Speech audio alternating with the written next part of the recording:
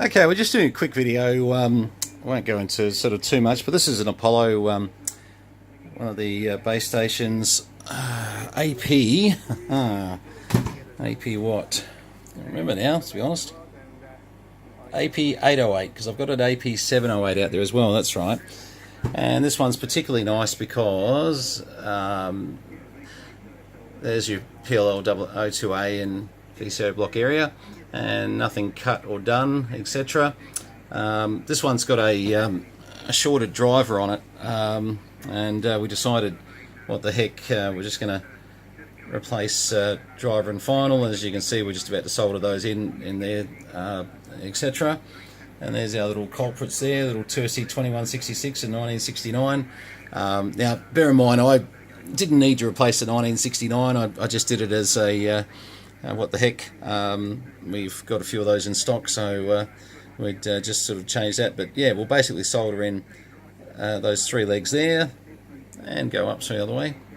And those three legs there, and pretty much we will have that fella in place. We just need to straighten that one up a little bit. That's a bit better. Now we can definitely see there are three legs. It's just a little bit over the side. This is a 40 channel clicker version. You can tell by the solder joints here that it was an original 40. Oh, that light's terrible, isn't it? But yeah. Oh, there you go. It's focused now. You'll always see the little flux marks. You know, if they were in 18 and they've had to be changed over. And I didn't even think the plate might even display something. Might make a liar out of me too. Hang on. Let's have a look here. No, they never did say on these whether it was 40. No. It just says it complies with Department of Communications specs, etc. But yeah, generally you can sort of tell by having a quick look at that fella there. And oops, sorry, I just dropped a Stanley knife on my foot. Not a good thing to do. But yeah, these were a really clean chassis. They look lovely chassis. They really are. Oh, somewhere over here we've got there's the lid that comes with these things. They're very nice. They're, you know, very clean lid, and obviously the bottoms that go onto them, which we'll all get back on again. So yeah, basically when you're trying to suss something like this out. Now look, this one I've looked at before, so it's probably a bad example of one to try and teach you how to troubleshoot, but you really can do this just by basically pre-drive in this area here. Check you've got RF pre-drive. Check over here to make sure you've got something happening at the driver, sorry, of which, you know, this was the problem. We had nothing on the driver, and of course then, you know, the output still may show, when you're sniffing it out, you still may see something there, as we did in this case. It was, you know, in the milliwatts, but the driver was shorted, so that will sort of slow RF down. So pretty much a bit like we're talking about this, you know, car doesn't start, check the battery's fine, check the starter motor, blah blah blah. You know, modern cars, you'll start saying, you know, check out the you know, OBC computer and see what's going on there. But you know, CBs are very simple. You know, transmitter strip, receiver strip, PLL, VCO area. I mean, the Cybernet chassis has got to be one of the most simple chassis to work on. And you know, really, if I had somebody that had, you know, reasonable technical nous, I think in 15 minutes I could show them the layout of a Cybernet chassis and exactly what they do, and you know, and they'd be cooking with gas.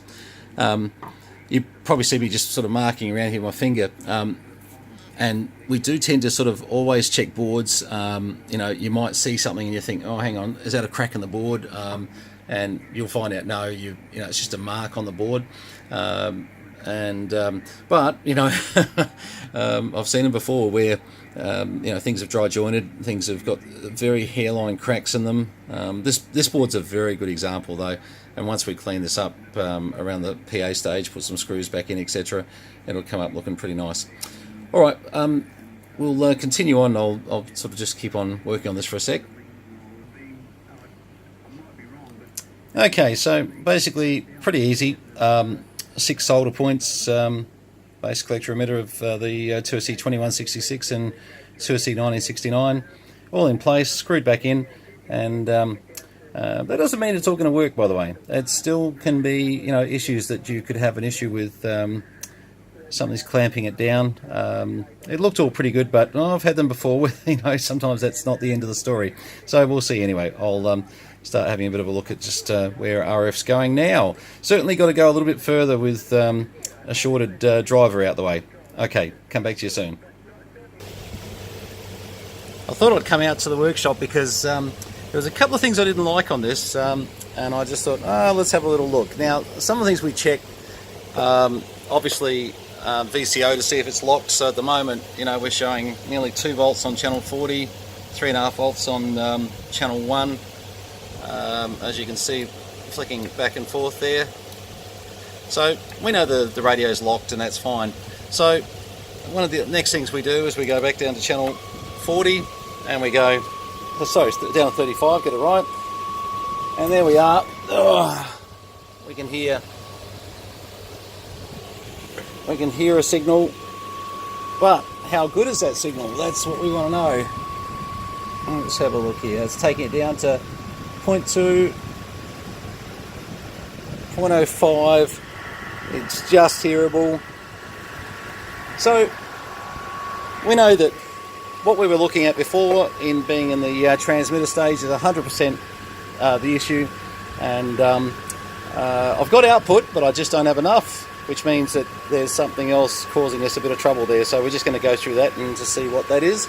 But yeah, always remember to check these VCO voltages, because as you'll see, you know, they swing. Obviously your test point's over near the VCO there, and as long as you're getting a swing between, say, 2 and just under 2 volts and up to 3 odd volts.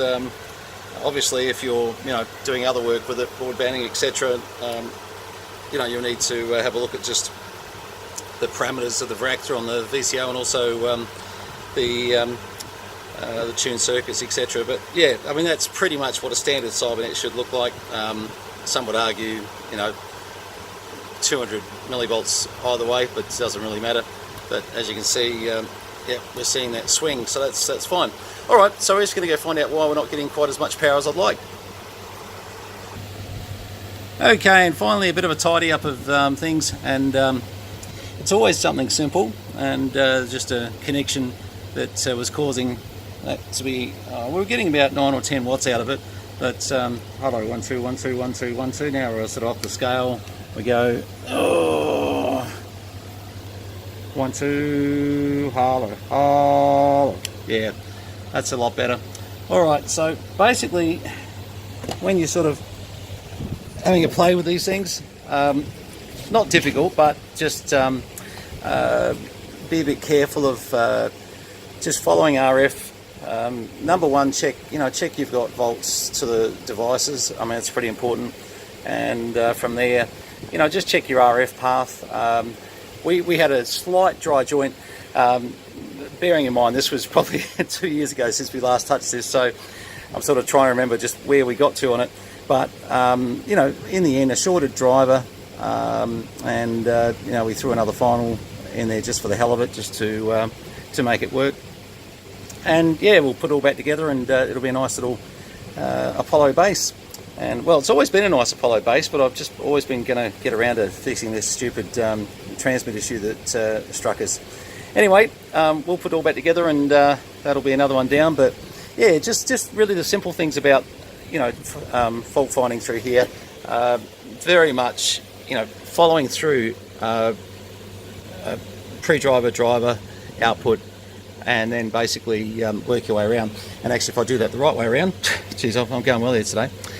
Sorry, pre-driver, driver, output, and tenor. Okay, so that path there, if there's no volts getting to it, then it's not going to work. And if there's no RF getting to it, it's not going to get, excuse me, it's not going to work. In this case, we had volts and some RF, so we had to sort of look at what was clamping it down or what was going on, and yeah, it was just a slight dry joint there that was causing that, but not too bad. All right, anyway, that's the Apollo base. this is probably not the best instructional video, to be honest. It's hard when you've kind of got to hold cameras and soldering irons. You're forever sort of putting it down, but we'll get set up better at some stage so that you can get a better idea just how this can all go together.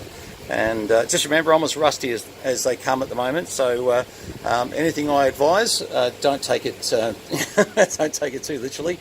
I'm still remembering a lot of stuff from excuse me, my apprenticeship days. So it's a bit hot out here, and I've got the air conditioner going, but out in the workshop, and it's 40 degrees outside, and the air conditioner's working, but yeah, I won't be out here for much longer. Okay, 73 is all the best.